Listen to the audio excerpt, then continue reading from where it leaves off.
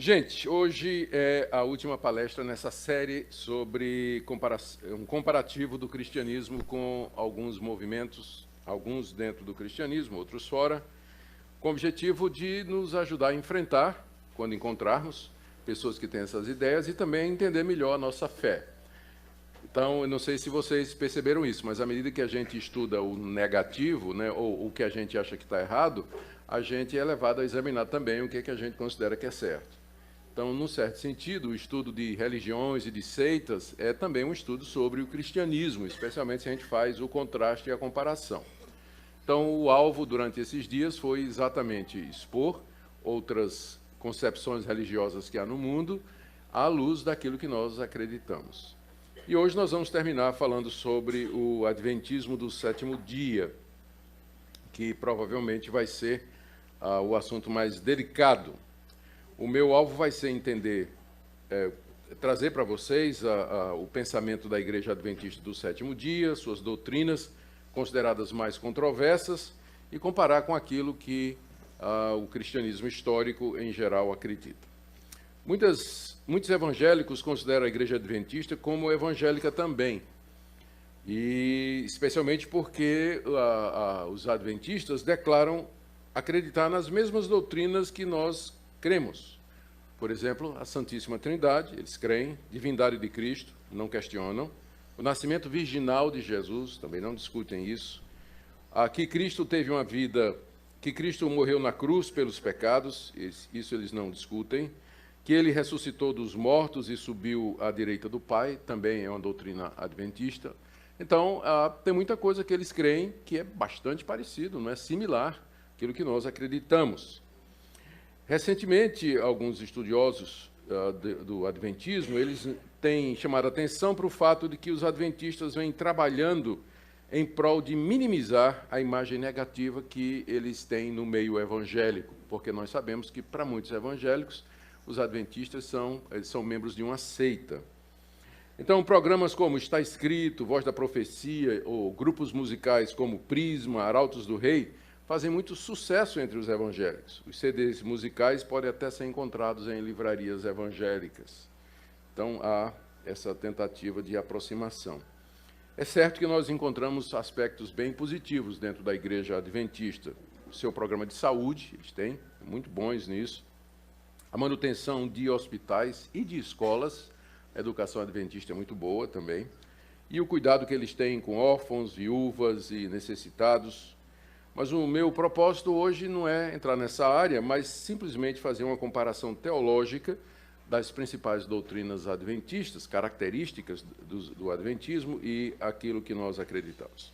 Então, vamos seguir o mesmo padrão, vamos começar aqui com um histórico. É importante você entender como é que surgiu a Igreja Adventista, porque isso vai explicar muita coisa. No início do século XIX, houve no mundo todo, no mundo cristão, um despertamento do interesse pela vinda de Cristo. A vinda de Cristo passou a ser o alvo de sermões, de estudos, programas de rádio. Havia uma preocupação e um interesse muito grande em torno disso aí. E especialmente entre os cristãos nos Estados Unidos. Falava-se que a vinda de Cristo estava próxima, que nós devíamos estar preparados. É nessa época também que surge o que mais tarde ficou conhecido como movimento dispensacionalista.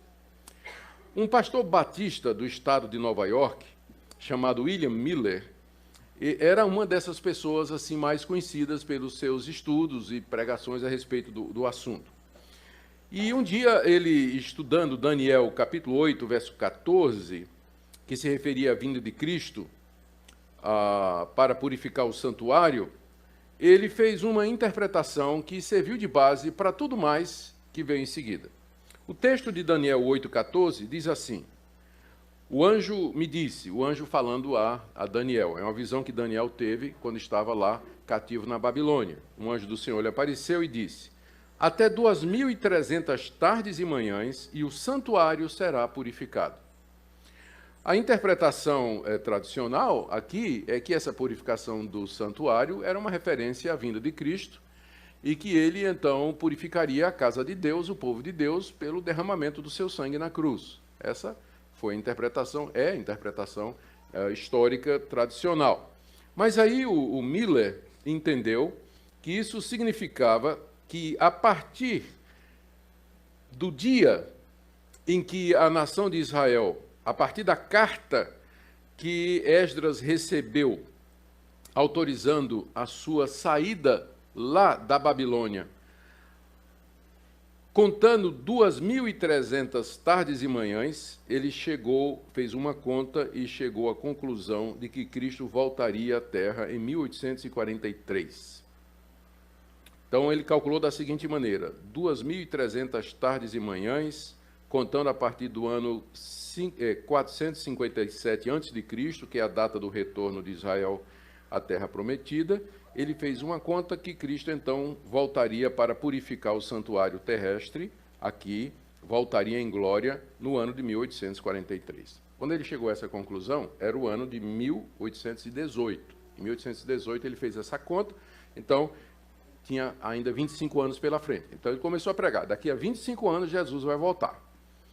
E ele começou a pregar em todas as igrejas que lhe abriram as portas, e por conta daquela efervescência em torno do assunto retorno de Cristo, um grupo inicial de 50 pessoas passou para 100 mil, rápido. Muita gente começou a seguir Miller nessas ideias.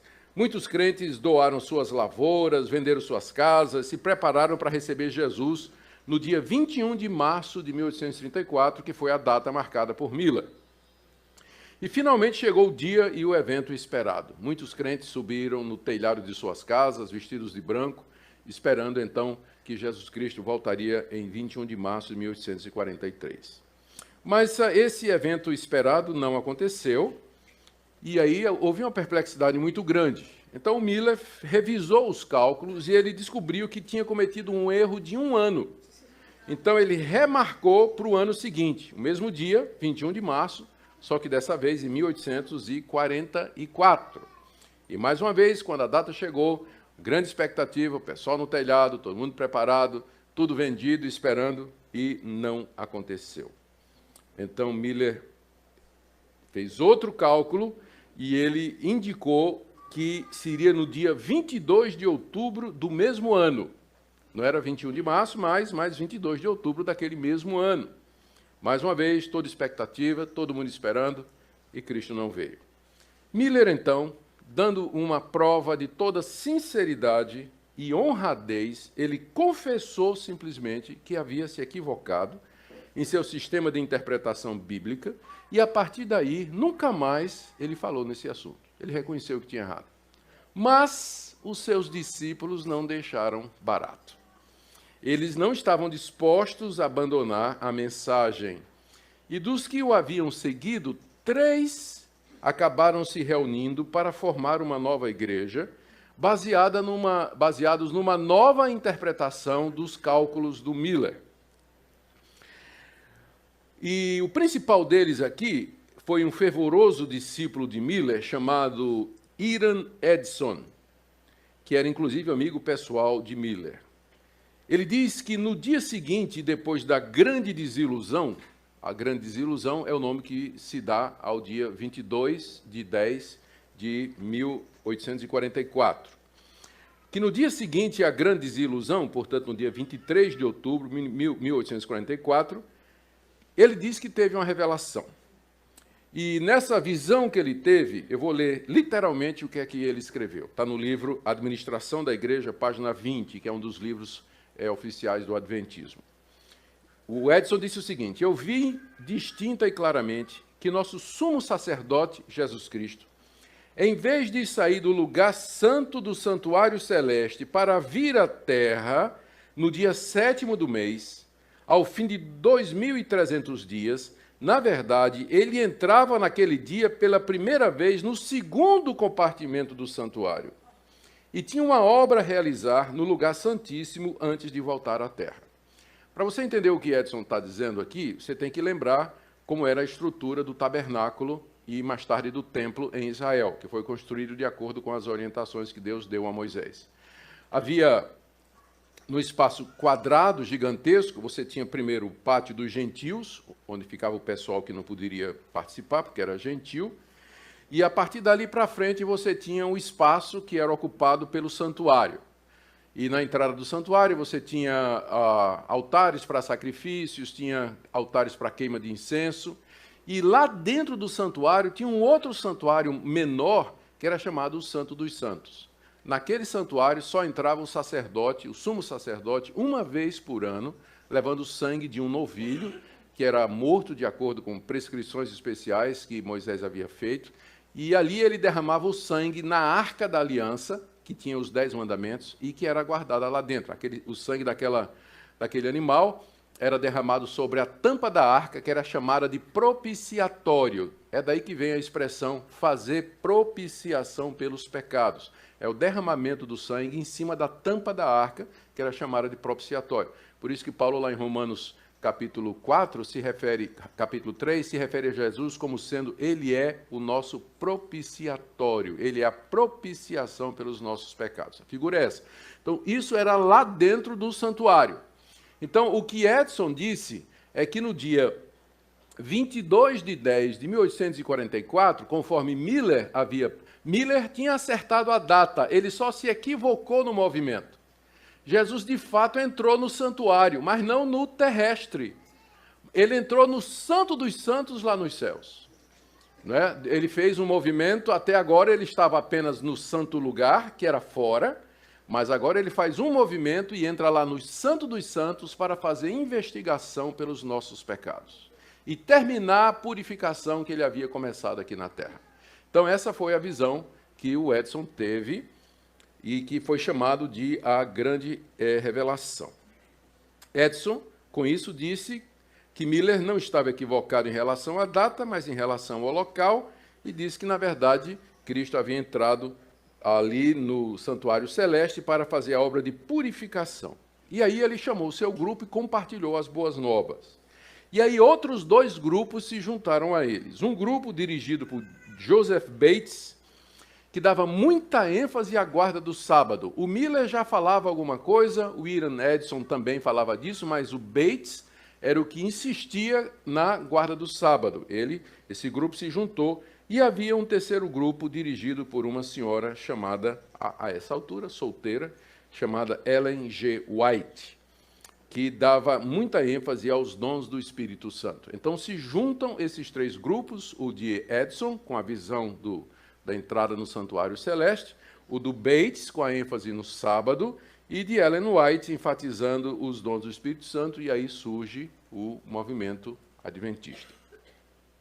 Então, nós vamos concentrar mais no grupo que seguiu Ellen White e que deu base para o surgimento da Igreja Adventista do 7º dia.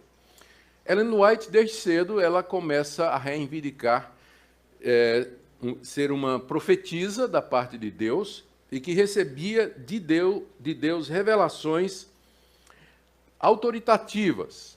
E os seus seguidores a reconheceram como sendo, de fato, profetisa. Essas revelações de Ellen White foram publicadas na forma de livros e outros escritos e contribuíram em muito para a formação das doutrinas dos adventistas e para a expansão da igreja. Ela e, posteriormente, o seu marido disseminaram amplamente os ensinos proféticos e doutrinários por meio de revistas e livros.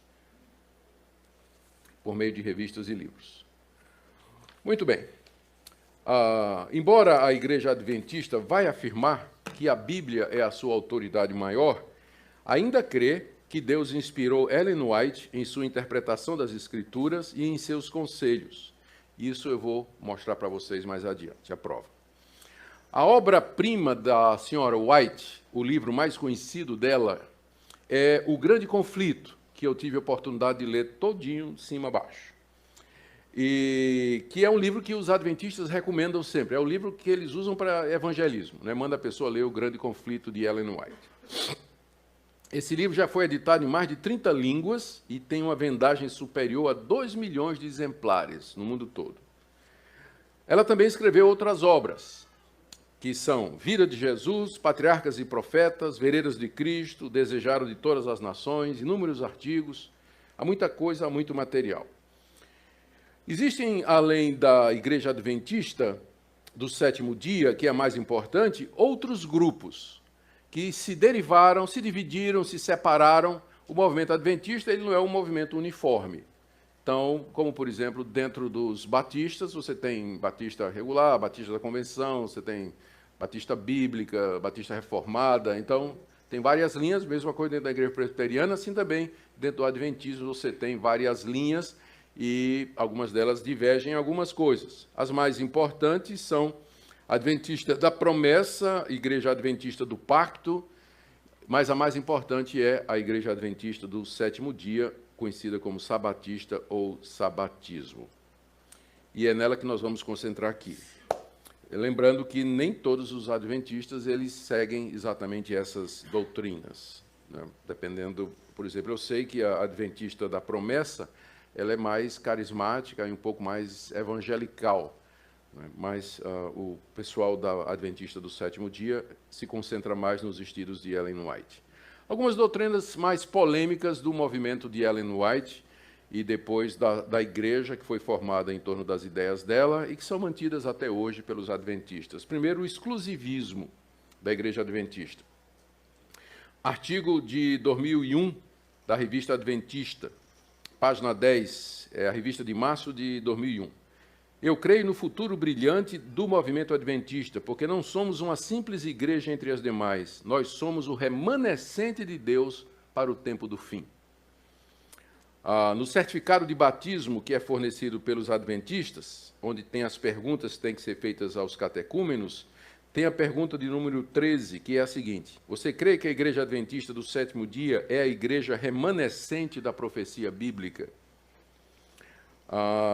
Tem aqui uma outra citação, que é do livro, da revista deles nos Estados Unidos, The Review and Herald. Cadê o cara do inglês?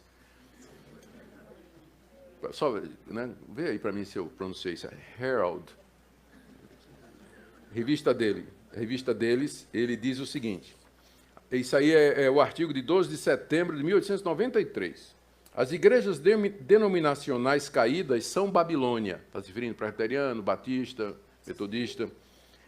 A Babilônia tem estado a promover doutrinas venenosas, o vinho do erro. Esse vinho é composto de doutrinas falsas, como a imortalidade da alma, porque os adventistas não creem que a alma continua a existir, né, depois da morte. Então diz que isso é uma doutrina falsa, é um erro pagão. O tormento eterno dos ímpios, eles também não creem no inferno eterno. A negação da existência de Cristo antes do seu nascimento em Belém, eles acham que Cristo já existia corporalmente antes de encarnar no ventre de Virgem Maria. Isso aí nós vamos chegar mais adiante, não é?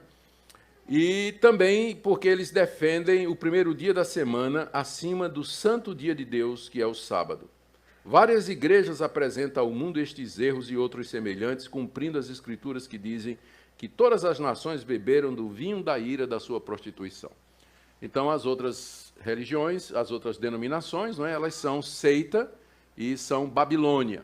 Eles são o remanescente de Deus para o último tempo. Vocês lembram, na primeira palestra, que uma das características que eu dei de uma seita é exatamente que elas acham que são o grupo exclusivo de Deus reservado para os últimos tempos. É a mesma coisa os mormons, o islamismo, nós vimos isso, o espiritismo, Allan Kardec dizendo que é a terceira e última revelação, e não pode ser diferente também, os adventistas pensam assim. Doutrina de Cristo. A Igreja Adventista declara sobre Jesus no seu livro Nisto Cremos, Fundamento 4. Deus, o Filho Eterno, encarnou-se em Jesus. Por meio dele foram criadas todas as coisas, revelado o caráter de Deus, efetuada a salvação da humanidade, julgado o mundo, sendo para sempre verdadeiramente Deus. Ele se tornou também verdadeiramente homem. Jesus, o Cristo, concebido do Espírito Santo e nasceu da Virgem Maria. Tudo certo. como eu disse, nós também pensamos assim. Mas há dois pontos polêmicos na doutrina de Cristo na Igreja Adventista. O primeiro é que eles dizem que Jesus Cristo é o anjo Miguel que aparece no Antigo Testamento. Isso aqui, conforme afirma Ellen White no seu livro Os Patriarcas, página 366. A base que eles usam para isso é a passagem de Judas 9, onde o arcanjo Miguel aparece para disputar com Satanás a respeito do corpo de Moisés. Eu vou ler aqui para vocês, porque ninguém lê o livro de Judas pensando que é o Iscariotes, mas não é não. É outro Judas. Você já leu o livro de Judas? E eu leio livro de traidor, né? Eu não vou ler isso. O cara que traiu Jesus, não, gente, é outro Judas, né? Não é o Judas traidor. Judas 9. Contudo, o arcanjo Miguel, quando contendia com o diabo e disputava a respeito do corpo de Moisés, não se atreveu a proferir juízo infamatório contra ele. Pelo contrário, disse, o Senhor te repreenda. Na interpretação adventista, esse Miguel aqui, na verdade, era Jesus Cristo. Eu vou ler o que é que a Ellen White disse a respeito dessa passagem no livro Early Writings, cadê ele? De 1882, página 164. Moisés passou pela morte, mas Miguel veio e lhe deu vida eterna, antes que seu corpo visse a corrupção. Satanás tentou segurar o corpo, reclamando como seu, mas Miguel ressuscitou Moisés e o tomou para o céu. Satanás rebelou-se cruelmente contra Deus, acusando de injusto, permitindo que sua presa fosse tomada dele. Mas Cristo não repreendeu o seu adversário, humildemente se submeteu ao Pai, dizendo, o Senhor te repreenda. Ou seja, para Ellen White, o arcanjo Miguel lá, na verdade, é Jesus Cristo. Eles acreditam que Jesus Cristo já existia, e aqui é preciso, antes da encarnação. É preciso aqui fazer uma explicação. Quando a gente fala na eternidade de Cristo, a gente fala na eternidade do Filho de Deus. A segunda pessoa da Trindade, ela sempre existiu, junto com o Pai e com o Filho. Mas houve um momento na história em que ela encarnou, tomou forma humana, e foi há 2000 anos atrás, no ventre da Virgem Maria e na pessoa de Jesus de Nazaré. Antes disso, ele existia, como sempre existiu, como Deus. Ele não existia numa forma como de um anjo ou de um ser criado ou qualquer outra coisa, como às vezes transparece no pensamento adventista. Mas é o ensinamento deles aí. Segundo ponto da doutrina de Cristo, que a gente estranha um pouquinho não muito, é que a natureza que Jesus assumiu era uma natureza pecaminosa, que Jesus tinha pecado. E aqui eu vou ler o livro Estudos Bíblicos, está na página 140, 141. Em sua humanidade, Cristo participou de nossa natureza pecaminosa caída. Se não fosse assim, ele não teria sido feito como seus irmãos, e não poderia ser sido tentado como todos, e não venceu como temos de vencer. E, portanto, ele não seria o perfeito e completo Salvador. A ideia de que Cristo foi nascida de uma mãe imaculada e sem pecado, isso aí, quem diz são os católicos, não somos nós, né? Eles confundem as coisas aqui. Que Maria não herdou tendências, aliás, que Jesus não herdou tendências para o pecado e que por isso não pecou, essa doutrina remove Jesus do mundo caído e do próprio lugar onde a ajuda é necessária. Em seu lado humano, Cristo herdou exatamente o que todo filho de Adão herda, uma natureza pecaminosa caída. Então, a doutrina adventista diz que a natureza de Cristo era pecaminosa, que Jesus tinha uma natureza pecaminosa. Mas certamente esse não é o ensino que a gente encontra na palavra de Deus, não é? Só para citar alguma coisa. Lucas 1,35, Jesus é chamado de o ente santo. 1 de Pedro 1,19, Pedro se refere a ele como sendo cordeiro sem defeito e sem mácula. 2 de Pedro 3,14, Pedro de novo se refere a Jesus dizendo que ele é sem mácula e irrepreensível. Hebreus 7,26 diz que ele é separado dos pecadores e que não conheceu o pecado. 2 Coríntios 5,21 diz que ele não conheceu o pecado. 1 de João 3,5, nele não existe pecado. Hebreus 4,15, ele foi tentado em todas as coisas, mas sem pecado. E Romanos 8,3, que ele veio em semelhança de carne do pecado. Esse é o verdadeiro testemunho da Escritura. o próprio Jesus disse em uma certa ocasião: quem me convence do pecado? Ninguém podia convencê-lo de pecado, exatamente porque ele tinha uma natureza perfeita. Ele não herdou o pecado original e ele não tinha uma natureza pecaminosa, mas ele foi preservado exatamente pela ação do Espírito Santo de ter uma natureza pecaminosa. Por que é isso importante? Porque se Cristo tinha uma natureza pecaminosa, então ele estava em culpa diante de Deus. E o salário do pecado é a morte. Então, na cruz, o que ele fez foi receber o castigo que o seu pecado merecia. Ele precisava não ter pecado para que a morte dele pudesse ser aplicada a outras pessoas, pudesse ter benefício para outras pessoas. Ele morre sem pecado para que a bem-aventurança, o resultado dessa morte, possa ser aplicado a outras pessoas. Se ele tinha pecado, a morte dele só vale para ele, porque o salário do pecado é a morte. Então, na cruz, ele recebeu o que ele merecia, porque era um pecador, tinha uma natureza pecaminosa. Mas era por isso que ele não podia ter uma natureza pecaminosa, para que a sua morte pudesse ser vicária, ela pudesse ser transferida, os benefícios dela para outras pessoas. Agora vamos para a questão da fonte de autoridade. E aqui a gente entra na questão o lugar de Ellen White no Adventismo. O autor adventista Arnaldo Cristiani, no seu livro Sutilezas do Erro, diz o seguinte sobre Ellen White: o espírito de profecia é aquele que, segundo as Escrituras, e a par com a guarda dos mandamentos de Deus, é característico da igreja remanescente. A igreja remanescente é a igreja fiel, né, que eles dizem, a única igreja verdadeira. Esse dom consiste, primeiramente, em dar ao povo mensagens diretas e específicas.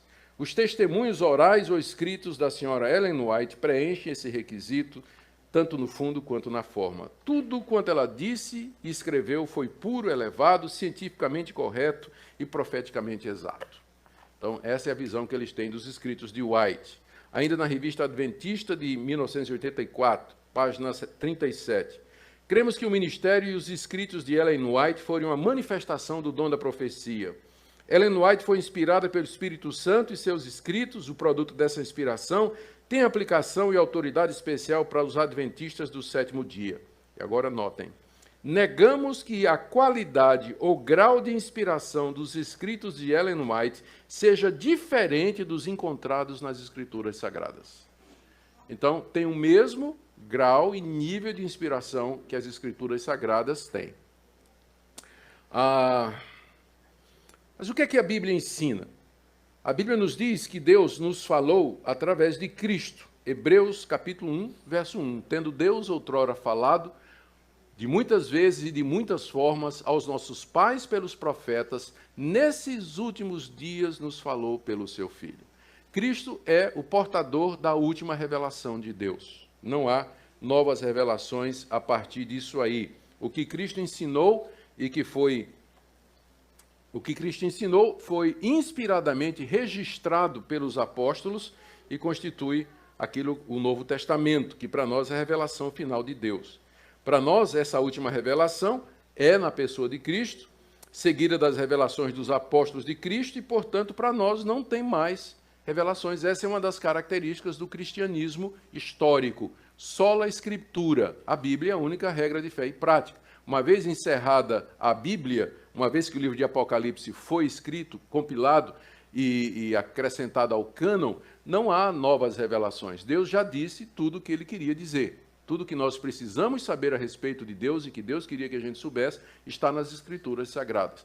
Portanto, as revelações de Ellen White, as revelações de Allan Kardec, as revelações de Mohammed, fundador do islamismo, e essas revelações dos profetas atuais, no meio pentecostal, neopentecostal, para nós são ilusões, para não dizer outra coisa, porque nada há de se acrescentar à revelação de Deus em Cristo Jesus, que já foi registrada pelos apóstolos na Escritura.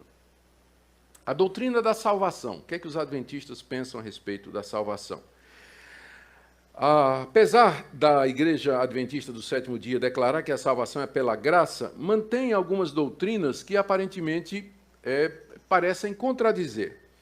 Por exemplo, a senhora White, no livro Testimonies for the Church, ela diz assim: você tem uma grande obra para fazer. Não engane sua própria alma, mas examine-se a si mesmo à luz da eternidade. É impossível você ser salvo como você está. Veja a obra ser feita por você antes que é tarde demais. No mesmo livro, ela diz ainda: Deus não pode salvar o homem contra a sua vontade. O homem deve trabalhar com seu poder, ajudado pelo dever de Cristo, para resistir e conquistar para si mesmo a perfeição. O homem deve fazer a sua parte. Baseado naquele versículo que diz assim: faz por ti que eu te ajudarei. Não, perdão, é a placa na traseira de um caminhão. Agora me lembro. Já viram na traseira do caminhão? Faz por ti que eu te ajudarei. É muito popular, não é, esse pensamento. Vocês lembram que eu fiz a diferença entre monergismo e sinergismo? Na perspectiva monergista, a salvação é de Deus. Deus é quem salva o pecador. No sinergismo, que é o pensamento oficial da Igreja Católica, o pecador auxilia a Deus na sua própria salvação. Ele contribui, de alguma forma, para a sua salvação. Essas palavras aqui de Ellen White sugerem que o pensamento adventista, soteriológico, né, com relação à salvação, ele é sinergista. Você tem uma obra a fazer, você tem que colaborar com isso. E mais, olha, nessa mesma obra aí, Testimonies, ela diz: cada membro do corpo deveria sentir que a salvação de sua própria alma depende de seus próprios esforços individuais. E aqui entra a guarda do sábado.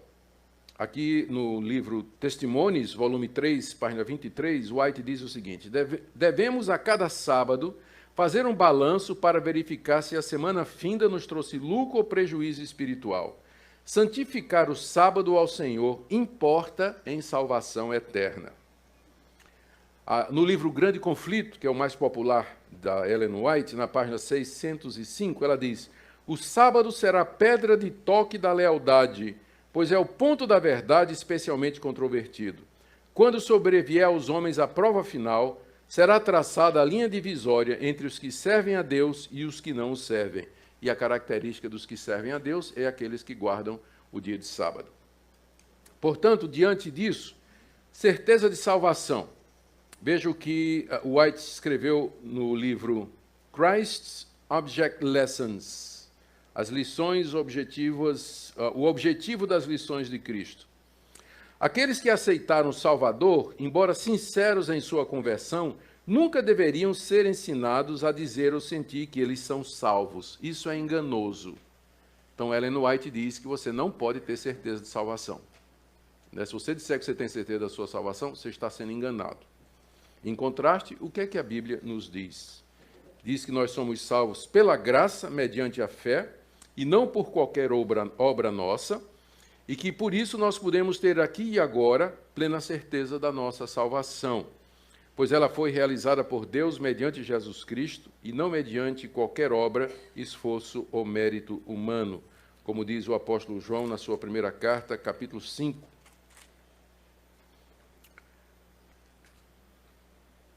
A partir do verso 20. Não, vou ler mais um pouquinho.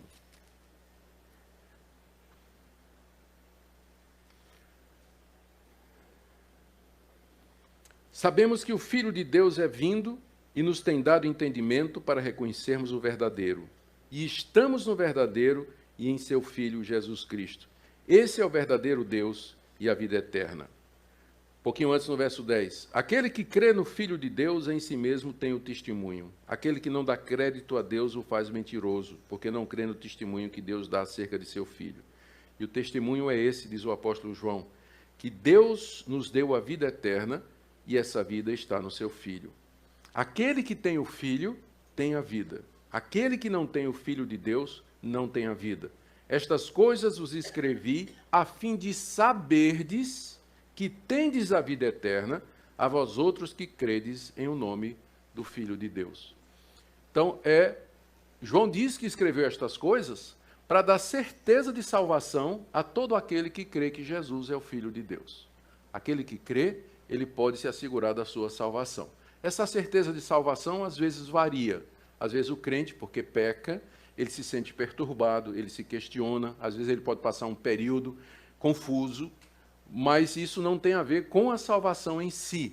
O crente verdadeiro, ele passa por altos e baixos e às vezes essa certeza é abalada ou mais ou menos, às vezes ele é provado e testado nessa área. Mas a certeza da salvação é um direito e um privilégio, não um direito, mas é um privilégio que o crente verdadeiro tem aqui nesse mundo. Exatamente porque a salvação não depende de obras. Porque se depender de obras, o que eu conquistei hoje, eu vou perder amanhã. Se a minha salvação depende do que eu faço, quem me garante que amanhã eu não vou tropeçar e perder essa salvação? Mas se a salvação é um dom de Deus e procede do decreto de Deus, do seu querer eterno, como diz Paulo, né, quem poderá nos separar do amor de Deus? Quem nos separará do amor de Deus? Então, essa é uma diferença grande também na doutrina da salvação com relação ao pensamento adventista. Outra questão que é muito conhecida é a do sono da alma, ou mortalidade da alma. Para o pensamento adventista, ao morrer, o homem entra no estado de sono. No livro Nisto Cremos é dito: a morte é um estado inconsciente para todas as pessoas. As almas dos justos dormem até a ressurreição e o juízo final. Esse sono da alma é um estado de silêncio, inatividade e inteira inconsciência. Então, esse é o pensamento adventista. A pessoa morreu, entrou no estado de sono, né? Então, ela não lembra, não está ativa, está inconsciente, e ela está esperando chegar o dia do juízo, quando haverá a ressurreição dos mortos. Isso é baseado, eles usam, entre outras passagens, Eclesiastes capítulo 9, verso 5, que diz assim: os mortos não sabem de coisa nenhuma. E é verdade, se você for no cemitério, né, e você fizer uma pergunta aos cadáveres lá, ninguém vai dizer nada. Essa afirmação é uma afirmação que está falando da relação dos mortos com a vida terrena. Os mortos não sabem de nada, claro. Né? Vai ver se um cadáver diz alguma coisa. Então, o texto está falando da relação com a vida terrena, não está falando sobre o estado da alma depois da morte.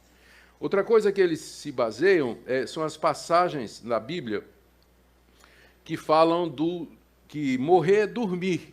Por exemplo, lá no final de Atos, capítulo 7, diz que Estevão estava sendo apedrejado pelos judeus, né? E ele teve uma visão de Cristo à direita de Deus, em pé, e ele disse: Senhor, perdoa-lhes, porque não lhes imputes esse pecado, e tendo dito isto, adormeceu. Quer dizer, ele morreu, não é? Só que a Bíblia chama de adormeceu. Por que a Bíblia se refere à morte como dormir? É porque a morte para nós, de fato, é como um sono nesse sentido. A gente dorme e acorda. A gente vai morrer e vai ressuscitar. Então, para o crente, a morte não é definitiva. É nesse sentido que a Bíblia se refere à morte como dormir. Não é nenhuma declaração sobre o que é que acontece depois da morte. Sobre o que acontece depois da morte, a Bíblia é muito clara, eu vou dizer daqui a pouco. Mas, continuando, para Ellen White, o primeiro sermão pregado sobre a imortalidade da alma foi o diabo. O diabo que pregou para Eva. A grande mentira original foi: não morrerás. Certamente não morrerás. Esse foi o primeiro sermão pregado sobre a imortalidade da alma. Ela diz também: a teoria da imortalidade da alma foi uma das falsidades que Roma tomou emprestada do paganismo e incorporou à cristandade. Mas, contudo, a Bíblia é muito clara ao dizer que, ao morrer, o espírito do homem sobrevive. Aqui, alma e espírito, a gente entende que é a mesma coisa, são apenas dois nomes para a mesma parte do homem. O que é que a Bíblia diz a respeito disso aqui? Vamos pegar algumas passagens, porque eu sei que tem gente que tem dúvida a respeito disso, a julgar pela quantidade de perguntas que eu recebo e críticas quando eu publico sobre isso nas mídias sociais. Então, vamos lá. Mateus 10, verso 28. Não temais os que matam o corpo e não podem matar a alma. Temei antes aquele que pode fazer perecer no inferno tanto a alma como o corpo. Vai vendo aí. Eclesiastes capítulo 12, verso 7. Salmos, Provérbios, Eclesiastes. Fica no Antigo Testamento, para você que está tendo dificuldade. Eclesiastes capítulo 12, no verso 7. Está dizendo, lembra-te do teu Criador nos dias da tua mocidade, antes que o pó volte à terra como era, e o Espírito volte a Deus que o deu. Lucas capítulo 20, verso 37.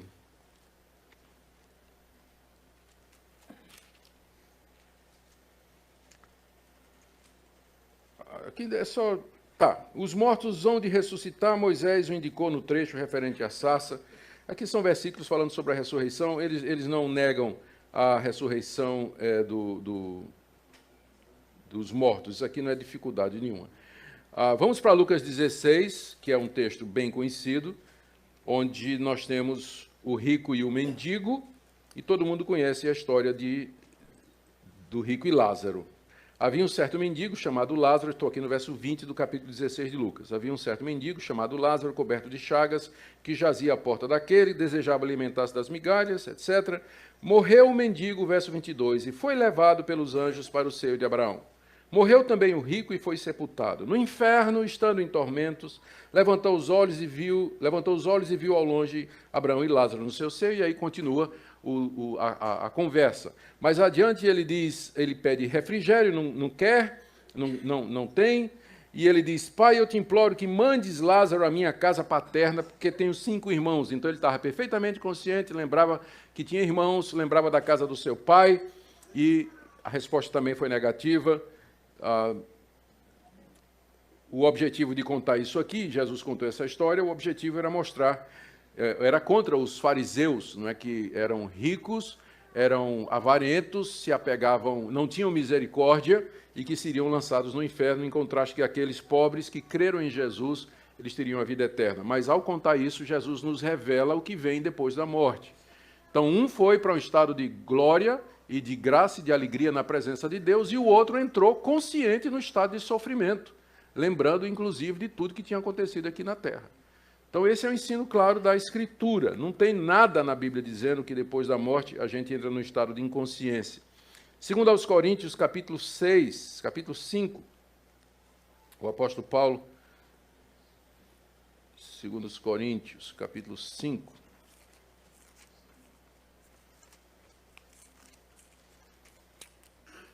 o apóstolo Paulo diz, 6 a 8, temos, portanto, sempre bom ânimo, sabendo que, enquanto no corpo, estamos ausentes do Senhor, visto que andamos por fé e não pelo que vemos. Entretanto, estamos em plena confiança, preferindo deixar o corpo e habitar com o Senhor. Deixar o corpo aqui é morrer. E Paulo diz que logo depois deixar esse corpo, ele vai estar na presença do Senhor. A mesma coisa ele fala lá em Filipenses 1, que é bem mais conhecido o texto, né? Ele está dividido entre ficar aqui ou fugir e ir para o céu. Ele diz aqui, no verso 20, vamos começar no verso 21. Portanto, para mim, o viver é Cristo e o morrer é lucro. Entretanto, se o viver na carne traz fruto para o meu trabalho, já não sei o que escolher. De um e de outro lado, estou constrangido, tendo o desejo de partir e estar com Cristo, o que é incomparavelmente melhor. A questão que estava diante de Paulo ele estava preso quando escreveu essa carta. A morte era próxima, porque ele estava sendo acusado de trair o imperador, era pena de morte. Então, o que é que ele queria? Ele queria permanecer, ele vai pedir aos filipenses que orem, para que ele possa ser liberto para continuar o trabalho de pregação, ou ele vai aceitar aquilo porque ele sabe que, se ele morrer, ele imediatamente está na presença de Cristo. Então, ele diz que está dividido aqui. Mas, por amor ao trabalho, ele preferia ficar e continuar. Mas ele sabe que, se ele morrer, ele vai estar com Cristo imediatamente. Ora, se depois da morte tivesse nada, né, mas um sono, né, não faz sentido isso aqui. Como não faz sentido a declaração de Jesus ao ladrão? O ladrão na cruz, arrependido, disse, lembra-te de mim quando entrares no teu reino. O ladrão tinha uma visão futura, hebraica, de que o reino de Deus ainda era futuro. Resposta de Jesus, hoje estarás comigo no paraíso. Ou seja, o paraíso não é uma realidade apenas para o futuro, mas para aqueles que morrem, eles já entram na presença de Deus imediatamente. Aqui, quero fazer só uma citação, por último, do livro de Apocalipse. Tem muitas outras passagens, meu tempo não dá. Apocalipse capítulo 6. João tem uma visão das almas dos que morreram. E o que é que eles estão dizendo? O quinto selo, Apocalipse capítulo 6, verso 9. Ao abrir-se o quinto selo, vi debaixo do altar as almas daqueles que tinham sido mortos por causa da palavra de Deus e por causa do testemunho que sustentavam. Nessa visão que João teve, ele tem uma visão da glória, e ele vê lá na presença de Deus, diante do altar, as almas dos que morreram perseguidos pelo testemunho de Cristo. E muita gente tinha morrido na época de João por conta do Evangelho. João, inclusive, estava preso na ilha de Patmos, exatamente pela perseguição do Império Romano. Milhares de cristãos foram mortos pelo Império Romano. E João viu a alma deles lá na presença de Deus. E, verso 10, clamando em grande voz. Não estava dormindo, não. Estava clamando em grande voz, dizendo: até quando, ó soberano Senhor, santo e verdadeiro, não julgas nem vingas o nosso sangue dos que habitam sobre a terra? Eles estavam perguntando a Deus. Eles se lembravam que tinham sido mortos por conta de Cristo. E eles estavam dizendo a Deus: até quando o Senhor não vai nos vingar, vai fazer justiça contra esses ímpios que perseguem o teu povo, perseguir o teu filho Jesus Cristo? E aí Deus responde: espera um pouquinho, porque ainda tem mais. Diz, tem que se completar o nome daqueles que vão morrer. Tem muito mais mártires que vêm pela frente.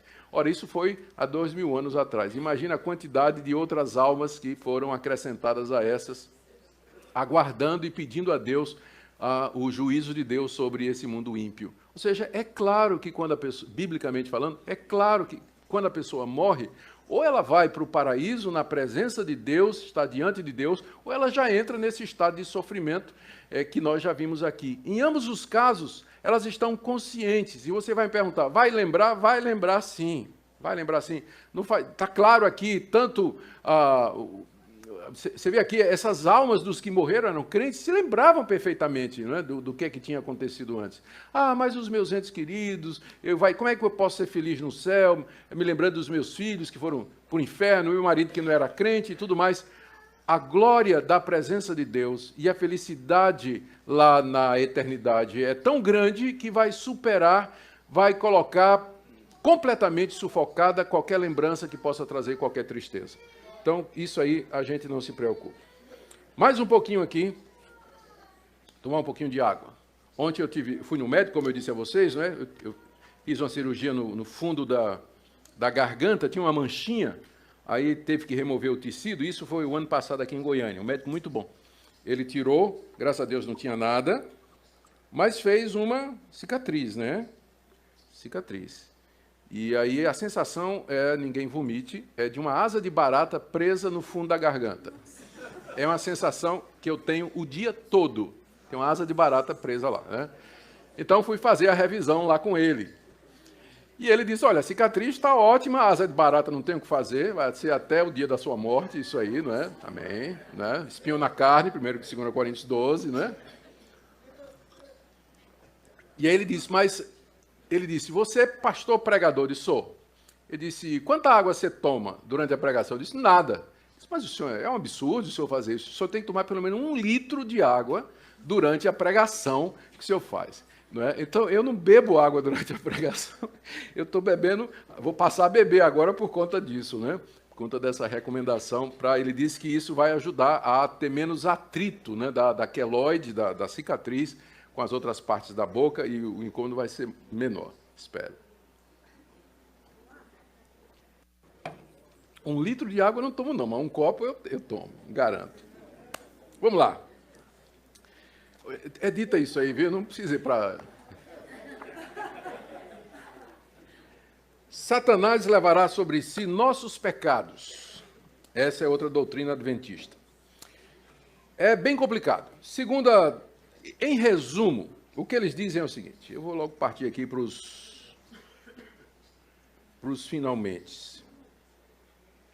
Tem uma passagem lá em Levítico 16, 15 a 16, e depois 22 e 26, onde Moisés instrui o povo a fazer o seguinte.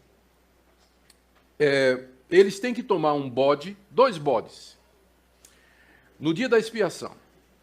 Então, traz o primeiro bode, E o primeiro bode é sacrificado pelos pecados dos israelitas.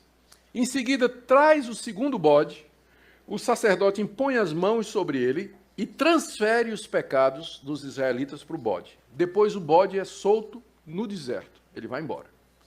Então, na interpretação adventista, aquele bode é Satanás. E o assunto é o seguinte, Cristo, como é que eles fazem? Cristo entrou no santuário terreno, celeste agora, está fazendo expiação pelos nossos pecados, está terminando a obra dele. Quando ele vier em glória, na sua segunda vinda, ele vai pegar os nossos pecados e vai lançar sobre Satanás, e Satanás vai ser destruído juntamente com os nossos pecados. Então, na verdade, dessa perspectiva, quem é que paga os nossos pecados? Né? Que eles negam, obviamente. Estão dizendo que não é isso aí. Mas é a interpretação que eles fazem daquela passagem. O segundo bode é o diabo. Ele leva os pecados do povo de Deus. Deixa eu ler aqui o que é que eles dizem, né? Eu vou ler aqui uma passagem de Ellen White, O Grande Conflito. Esse livro que um dos livros que eu tive a oportunidade de ler para a pesquisa. No dia da expiação, o sumo sacerdote, havendo tomado uma oferta da congregação, entrava no lugar santíssimo com o sangue dessa oferta e o aspergia sobre o propiciatório, diretamente sobre a lei, para satisfazer as suas reivindicações. Até aqui está correto. É isso mesmo. O sacerdote, como eu disse, fazia exatamente isso. Então, em caráter de mediador, o sacerdote tomava sobre si os pecados e os retirava do santuário. Isso aqui não está lá em Levítico. Isso aqui já é ela dando a interpretação. Colocando as mãos sobre a cabeça do bode emissário, confessava todos esses pecados, transferindo-os assim figuradamente de si para o bode. Então, isso aí está correto. Só que não é transferindo do sacerdote para o bode, não é? Porque não tem essa transferência de pecado. Mas, de qualquer forma, é um ato simbólico, né? Quando o sacerdote coloca a cabeça sobre o segundo bode, aquilo é simbólico. A transferência não é real, porque ela fala como se fosse a transferência real. Aquilo é um símbolo. Tudo ali é simbólico. E o bode, então, levava esses pecados e eram considerados como para sempre separados do povo. Verificou-se também que, ao passo que a oferta pelo pecado apontava para Cristo como sacrifício, o primeiro bode, então, representa Cristo, porque ele é imolado pelo pecado, o bode emissário tipifica Satanás, autor do pecado, sobre quem os pecados dos verdadeiros penitentes são finalmente colocados. Quando Cristo, pelo mérito de seu próprio sangue, remover do santuário celestial, é o que ele está fazendo agora, os pecados de seu povo, ao encerrar-se o seu ministério, ele colocará esses pecados sobre Satanás, que na execução do juízo deverá arcar com a pena final. Então, essa é a interpretação que está no livro Grande Conflito, que é o livro mais importante da Igreja Adventista. Em resumo, os pecados dos crentes são lançados no santuário lá no céu e lá ficam. Os pecados do santuário celestial são transferidos depois para Cristo e tornam-se pecados de Cristo. É o que Cristo está fazendo agora, quando ele entrou lá em 1844 no santuário celeste. Esses pecados de Cristo, na sua segunda vinda, são lançados sobre Satanás e ficam a lhe pertencer. E quando Satanás for aniquilado, também os pecados serão. Em suma, a essência do plano da salvação da Adventista aparenta fazer Satanás participar da obra da redenção, como alguém que vai sofrer e ser destruído pelos pecados dos homens. Aquela passagem de Levítico 16, a verdade é que os dois bodes são uma única oferta pelo pecado. E, evidentemente, uma dupla representação de Cristo. O ponto principal é que Cristo não somente sofre pelos nossos pecados, o primeiro bode, mas que ele leva os nossos pecados para longe de nós finalmente, o segundo bode. Os dois bodes são uma representação de Cristo, é tudo simbólico e figurado. Tudo é bastante simples e não precisa de ideias esquisitas que só obscurecem o sentido. As Escrituras são claras quando dizem que é Cristo que leva o nosso pecado. Isaías 53, ele levou sobre si as nossas iniquidades. Os nossos pecados levou sobre si. Pelas nossas feridas, pelas suas feridas, nós fomos sarados. É Cristo quem leva sobre si os nossos pecados e é Ele quem os afasta de nós. Ele é a propiciação pelos nossos pecados, Romanos 3, 25, 1 de João, capítulo 2, verso 2, filhinhos, estas coisas vos escrevo para que não pequeis, e se alguém pecar, temos um advogado junto ao Pai, Jesus Cristo o justo, e Ele é a propiciação pelos nossos pecados, e não somente pelos nossos, mas pelos de todo mundo. E estou chegando ao fim, a guarda do domingo como dia do Senhor, que é um ponto que é assim, que o pessoal conhece os adventistas mais por isso, né? A insistência na guarda do sábado como dia do Senhor e a crítica aos evangélicos que guardam o domingo. Para os adventistas, a observância do domingo é apostasia. Ellen White, escrevendo no livro Testemunhos, a lei da observância do primeiro dia da semana é produto de uma cristandade apóstata. Ela diz também que a observância do domingo é fruto do mistério da iniquidade. Deve sua existência ao mistério da iniquidade e sua imposição é o virtual reconhecimento do romanismo.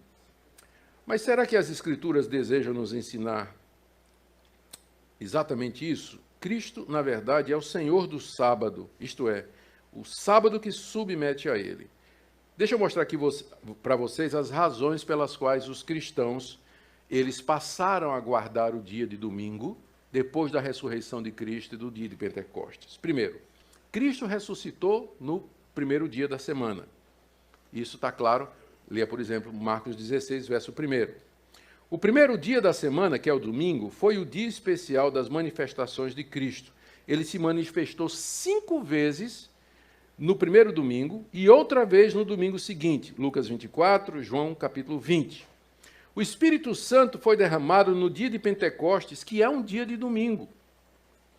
Os cristãos dos tempos apostólicos costumavam se reunir aos domingos para celebrar a Santa Ceia do Senhor, pregar e separar suas ofertas. Atos capítulo 20, verso 7, 1 Coríntios 16, versos 1 e 2. A história confirma que a prática do domingo já acontecia antes do decreto de Constantino, porque eles dizem que quem introduziu a prática do domingo foi o imperador Constantino no século IV. Mas eu quero ler para vocês aqui algumas coisas. A lista é grande. Carta de Barnabé, do século 100, aliás, desculpa, século 100, do ano 100 depois de Cristo. Nós celebramos o primeiro dia com regozijo, no qual Jesus ressuscitou dos mortos e, após ter aparecido, subiu aos céus.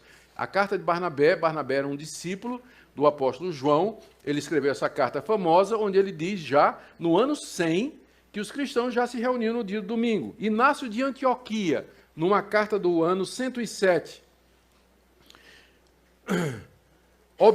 não mais observamos o sábado, vivemos na observância do dia do Senhor, no qual também nossa vida reviveu por ele e por sua morte. Inácio de Antioquia, no ano 110, na sua carta aos Magnesianos, o cristão, deixando a velha ordem, já não guarda o sábado, senão o domingo. Justino Mártir, do ano 145. E no dia chamado domingo, todos, quer das cidades, quer dos campos, reúnem-se em um lugar, leem a memória dos apóstolos e dos profetas, a Bíblia, né? Trazem pão e vinho, dando graças a Deus, o presidente ora, o povo responde amém. Nós nos reunimos aos domingos porque é o primeiro dia da semana no qual Deus formou o mundo e porque Jesus Cristo, nosso Salvador, nesse dia ressuscitou dos mortos. Dionísio de Corinto, do ano 170, diz, na sua carta aos Coríntios, a igreja passou a guardar o dia do Senhor, que é o domingo. Bardessanes de Edessa, no ano 180, em certo dia, o primeiro dia da semana, nos reunimos, lemos e jejuamos. Orígenes, do ano 225, guardamos certos dias, como, por exemplo, o dia do Senhor. Anatólio de Laodiceia, do ano 270, a festa solene da ressurreição do Senhor deve ser comemorada no primeiro dia da semana. Constituições apostólicas do terceiro século, no dia da ressurreição do Senhor, Não deixemos de nos reunir dando graças a Deus. Cipriano de Cartago, no 3º século. Quando, porém, Cristo veio, tudo em verdade foi cumprido, pela razão do primeiro dia, depois do sábado, ser aquele em que o Senhor haveria de ressuscitar e vivificar-nos, dando a circuncisão do Espírito, assim também o primeiro dia chamamos dia do Senhor. E aqui a lista continua, eu não vou aborrecer vocês com citações dos pais da igreja, mas são centenas de citações em que os pais da igreja, nos seus escritos, muito antes de Constantino, eles dizem que os cristãos guardavam o domingo como sendo o dia do Senhor. O sábado foi abolido. Por essa razão, ele não aparece nos 4 preceitos lá de Atos, capítulo 15, de 20 a 29. E o texto de Colossenses, eu vou terminar com isso aqui, o texto de Colossenses, capítulo 2, 16 a 17, ele não deixa dúvida. Se você quiser abrir aí, olha o que é que diz o apóstolo Paulo. Filipenses 2, a partir do verso 16. Ninguém, pois, vos julgue por causa de comida e bebida, o dia de festa, ou lua nova, ou sábados. Porque tudo isso tem sido sombra das coisas que haviam de vir. Porém, o corpo é de Cristo. Essa figura que Paulo está usando aqui, ela é muito interessante. Eu gosto sempre de usar. Imagina que por trás de mim aqui tem essa luz bem forte, não é? E que o nosso irmão Adilson está se aproximando por trás de mim. Eu não conheço Adilson, ele está se aproximando por trás de mim. Qual é a primeira coisa que eu vou ver dele?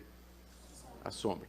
Olhando a sombra, eu vou ver que é um homem, não é? Que os anos livraram dos cabelos, não é, que tal, né, elegante, está chegando, né?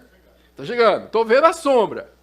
Então ele vem, passa por mim e fica frente a mim. Aí eu vejo cara a cara, face a face. Estou vendo o corpo que produziu aquela sombra. Aí eu vejo que é uma pessoa simpática, elegante, né, e tudo mais. Eu preciso da sombra? Não, porque o corpo que produzia a sombra chegou. Então, o sábado era a sombra de Cristo andando no Antigo Testamento. Cristo vinha andando, chegando no Antigo Testamento. A primeira coisa que a gente viu é a sombra dele. Então, as coisas do Antigo Testamento, os sacrifícios, os sacerdotes, o sábado, tudo aquilo era a sombra que o corpo de Cristo projetava. Cristo já veio, ele já encarnou, eu não preciso mais da sombra. O sábado faz parte daquelas questões cerimoniais instituídas à nação de Israel, e o que prevalece é o princípio de você trabalhar 6 dias e descansar 1.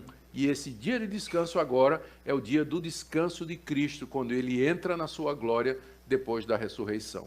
Então nós entendemos que cumprimos o 4º mandamento, lembra-te do dia de sábado para o santificar, guardando-o através do domingo, porque esse mandamento apontava profeticamente para a ressurreição de Jesus Cristo.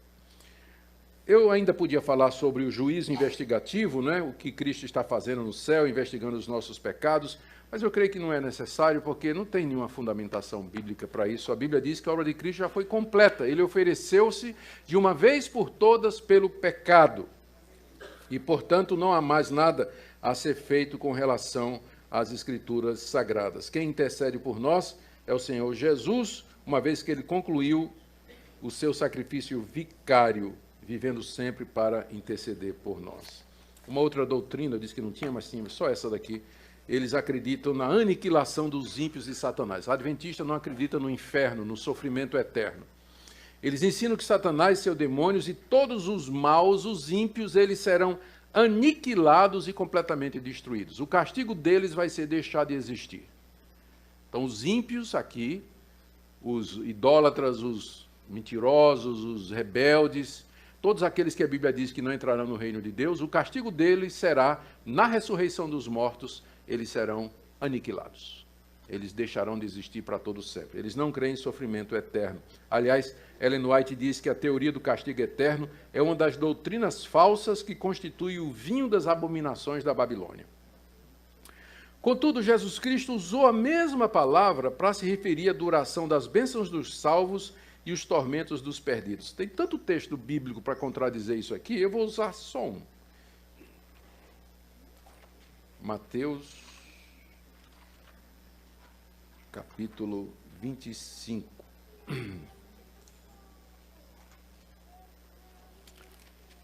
Jesus, depois de descrever o grande julgamento, em que vai ter as ovelhas à direita e os bodes à esquerda, e ele diz então: irão estes, se referindo às ovelhas, para os bodes, para o castigo eterno, porém os justos irão para a vida eterna. A palavra eterna aqui, aionios, é a mesma nos dois casos. Então, quando eles dizem, quando Jesus disse que o castigo é eterno, ele é tão eterno quanto a vida eterna. A vida eterna não significa somente uma vida em comunhão com Deus eterno, não indica apenas a qualidade de vida, mas também a sua duração, em contraste com o sofrimento da morte. Da mesma forma, quando se refere ao castigo eterno, não é que é um castigo eterno porque será infligido por um Deus eterno, mas porque a sua duração é para todo sempre. Jesus se referiu a isso com outras palavras, dizendo que o verme não morre e o seu fogo nunca se apaga, que são expressões que se referem à eternidade do sofrimento. Conclusão: nós devemos ter cuidado para não generalizar, como eu disse. Dentro do adventismo existem diferentes linhas e correntes. Vai ter adventistas que vão dizer, mas eu não concordo com Ellen White nisso aqui. Amém. Ótimo. Né? Nós já vimos que, tirando o ensinamento de Ellen White e de alguns outros líderes do adventismo, o que o adventismo professa é semelhante ao que os evangélicos professam também. Então, devemos ter cuidado para não fazer essas generalizações. Lembrar que aqui o que nós estamos fazendo é comparar doutrinas, e a nossa conclusão é que essas doutrinas que nós vimos aqui, elas são erradas, algumas delas são bem heréticas e contrárias ao Evangelho de Cristo, e se houver alguma linha adventista que professa e ensina essas heresias, para nós é aceita. Não é a igreja evangélica. Se professa, juízo investigativo, transferência de pecado para Satanás, guarda do sábado como sendo essencial para a salvação, para nós isso é aceita. Não é cristianismo. Né? Mas pode ser que exista adventista que não acredita nessas coisas. Amém. Né? Quanto mais gente crente, para nós, melhor. Tá bom? Nós nos alegramos na verdade e não na injustiça. Vamos orar. Senhor, nós pedimos mais uma vez a Tua misericórdia sobre nós. Ajuda-nos a ver a importância de estudar a Tua palavra, de conhecer a verdade, de amar as pessoas e ter sabedoria para lidar com aqueles que têm pensamento diferente. Nós oramos por aqueles que estão aqui nesta manhã, aqueles que nos acompanham, que o Senhor os ajude e os abençoe. Em nome de Jesus. Amém.